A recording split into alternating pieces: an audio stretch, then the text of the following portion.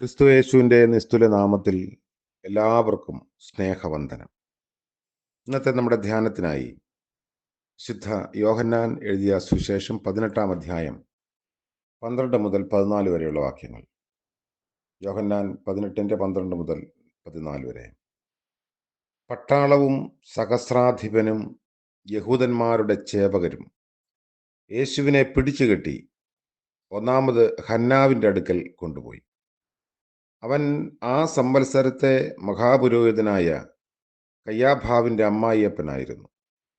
കയ്യാഫാവോ ജനത്തിനു വേണ്ടി ഒരു മനുഷ്യൻ മരിക്കുന്നത് നന്ന് എന്ന് യഹൂദന്മാരോട് ആലോചന പറഞ്ഞവൻ തന്നെ.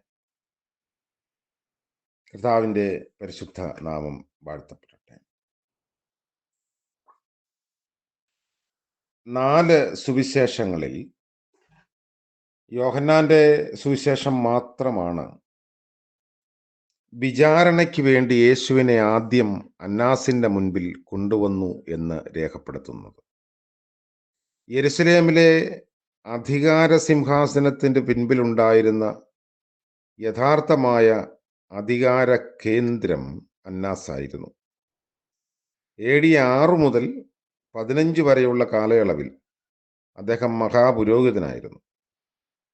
അന്നാസിന്റെ കുടുംബം ധനാഢ്യവും അധികാര സ്ഥാനങ്ങളിലേക്ക് ആളുകളെ അവരോധിക്കുന്നതിൽ പ്രധാന പങ്ക് വഹിക്കുന്നവരുമൊക്കെ ആയിരുന്നു. അന്നാസിന്റെ 4 മക്കൾ മഹാപുരോഹിതരായി തീർന്നിട്ടുണ്ട്. അപ്പോൾ യേശുവിനെ ക്രൂശിച്ച കാലത്തുള്ള മഹാപുരോഹിതനായ കയ്യാഫ അന്നാസിന്റെ മരുമോനുമായിരുന്നു.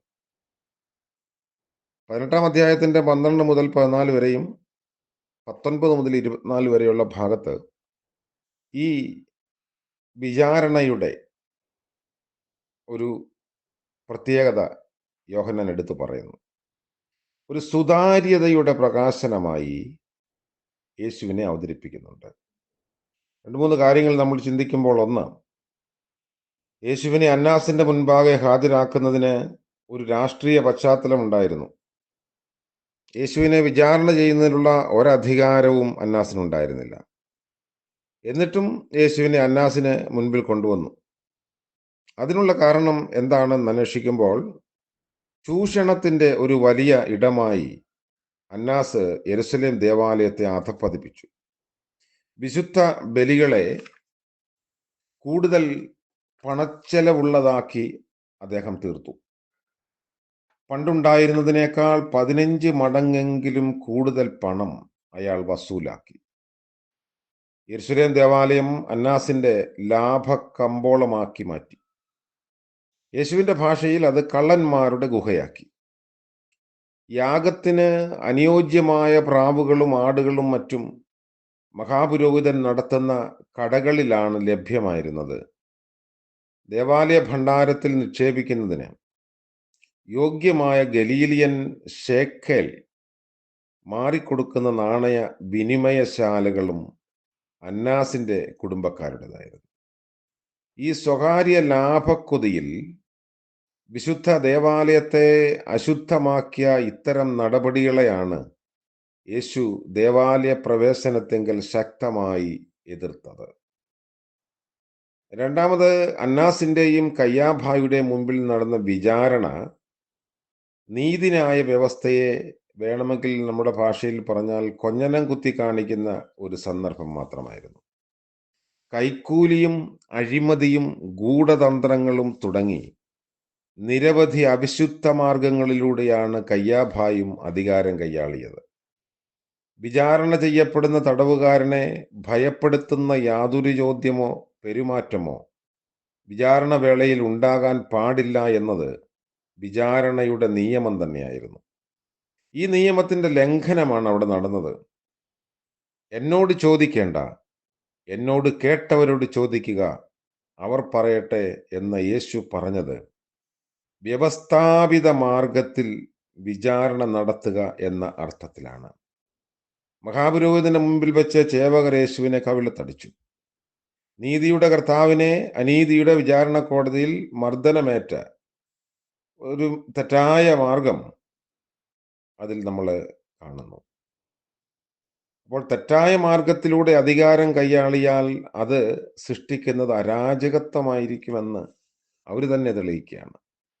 3, യേശുവിൻ്റെ ശിഷ്യരെക്കുറിച്ചും പഠിപ്പിക്കലുകളെ സംബന്ധിച്ചും മഹാപുരോഹിതൻ ചോദ്യം ചെയ്തപ്പോൾ യേശു പറഞ്ഞത്, താൻ ഒന്നും രഹസ്യത്തിൽ ചെയ്യുന്നില്ല, എല്ലാം പരസ്യമായി സിനഗോഗുകളിലും ജനസമൂഹങ്ങളിലുമാണ് പറഞ്ഞിട്ടുള്ളത് എന്നാണ്. യേശുവിൻ്റെ ജീവിതത്തിലോ പരസ്യ ശുശ്രൂഷയിലോ സുതാര്യമായ കാര്യങ്ങൾ മാത്രമേ ഉണ്ടായിരുന്നുള്ളൂ. രഹസ്യത്തിലും നിഗൂഢതകളിലും സാധാരണക്കാരെ ചൂഷണം ചെയ്യുന്ന സ്വാർത്ഥ താല്പര്യമായ ചില പ്രവർത്തനങ്ങൾ കള്ളയിടയന്മാരും നേതാക്കന്മാരും പെരുകുമ്പോൾ യേശുവിൻ്റെ സുതാര്യത നമ്മുടെ മുൻപിൽ അർത്ഥപൂർണമായ വിചാരങ്ങൾ നൽകുന്നുണ്ട്. യേശുവിൻ്റെ ജീവിത സുതാര്യത ദൈവ തിരുമനസ്സിനെ നമ്മുടെ മുമ്പിൽ കൂടുതൽ സുതാര്യമാക്കി തീർക്കുന്നു. ഈ ഭാഗം നമ്മളോട് പറയുന്നു, നമ്മൾ പോലും അറിയാതെ വാണിജ്യവൽകൃത സംസ്കാരം നമ്മുടെ ജീവിതങ്ങളുടെ സ്വാധീനമായി തീരുന്നുണ്ടോ എന്ന് ചിന്തിക്കണം. ദേവാലയ ആരാധനയിൽ കടന്നുകൂടിയ ചൂഷണ മനോഭാവത്തിനെതിരെ യേശു ചാട്ടവാറെടുത്തെങ്കിൽ നമ്മുടെ ഉള്ളിലെ ദൈവവിരുദ്ധ സംസ്കാരത്തിൻ്റെ ചിഹ്നങ്ങൾക്കെതിരെ മനഃപൂർവ്വമായി നമ്മൾ പ്രതികരിക്കണം. അനീതിയുടെ കോമരങ്ങൾ ഉറഞ്ഞു തുള്ളുന്ന ഇടങ്ങളിൽ നീതിയുടെയും ന്യായത്തിൻ്റെയും ദൈവത്തിന് അടിയേൽക്കുന്നു. നമ്മുടെ ഉത്തരവാദിത്വരഹിതമായ പ്രതികരണങ്ങൾ യേശുവിനെ സൃഷ്ടിക്കുന്ന പ്രായോഗിക സഹനങ്ങൾ നമുക്ക് തിരിച്ചറിയണം. യേശുവിൻ്റെ ശരീരത്തിന് പീഡനങ്ങൾ ഏൽക്കുന്ന ഈ വ്യവസ്ഥിതിക്ക് നമ്മളും ഉത്തരവാദികളായിരുന്നേക്കാം. അതുകൊണ്ട് സുതാര്യതയുള്ള നിലപാടുകളിൽ ഉറച്ചു നിൽപ്പാൻ നമുക്ക് സാധിക്കണമേ എന്ന് ക്രിസ്തുവിനോട് ചേർന്ന് പ്രാർത്ഥിക്കാം. കാരുണ്യവാനായ ഞങ്ങളുടെ വാഴ്ത്തപ്പെട്ട കർത്താവേ, അവിടുന്ന് ബലഹീനനെ പോലെ ഭൂമിയിലെ ന്യായാധിപന്മാരുടെ മുമ്പിൽ ന്യായം വിസ്തരിക്കപ്പെട്ടു എന്ന് ഞങ്ങൾ വായിക്കുകയും അങ്ങയുടെ സുതാര്യമായ നിലപാടുകളെ ഓർത്ത് ധ്യാനിക്കുകയും ചെയ്യുന്നു. ഞങ്ങളുടെയൊക്കെ ജീവിതത്തിലേക്കും അത് പകർത്തുവാൻ കർത്താവേ ഞങ്ങളെ സഹായിക്കണമേ. അവിശുദ്ധമായ കൂട്ടുകെട്ടുകളുടെയും അധികാര ദുർവിനിയോഗത്തിൻ്റെയും ഇരകളായി തീരുമ്പോഴും കർത്താവെ, അവിടുന്ന് മൗനം പാലിച്ചതുപോലെ നിലപാടുകൾ സുതാര്യമായി തീരാൻ ഞങ്ങളെ ഇടയാക്കണം. അങ്ങനെ അവിടുത്തെ സാക്ഷികളായി ജീവിപ്പാൻ ഞങ്ങളെ സഹായിക്കണം. ഇന്ന് പ്രഭാതം മുതൽ പ്രദോഷം വരെയും അവിടുത്തെ കരുണയിൽ ആശ്രയിക്കുന്നു. ദൈവം തമ്പുരാൻ്റെ നീതിയിൽ അടിയുറച്ചു നിൽപ്പാൻ ഞങ്ങളെ സഹായിക്കണമേ. ഇന്ന് ജന്മദിനം ആഘോഷിക്കുന്നവർ, വിവാഹ വാർഷികം ആഘോഷിക്കുന്നവർ എല്ലാവർക്കായും സ്തോത്രം ചെയ്ത് പ്രാർത്ഥിക്കുന്നു. ദൈവം തമ്പുരാൻ്റെ കരുതലിൻ്റെയും കരുണയുടെയും അനുഭവങ്ങളുടെ നടത്തണമേ.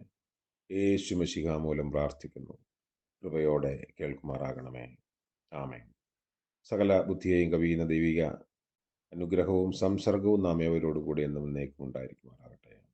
ആമേൻ.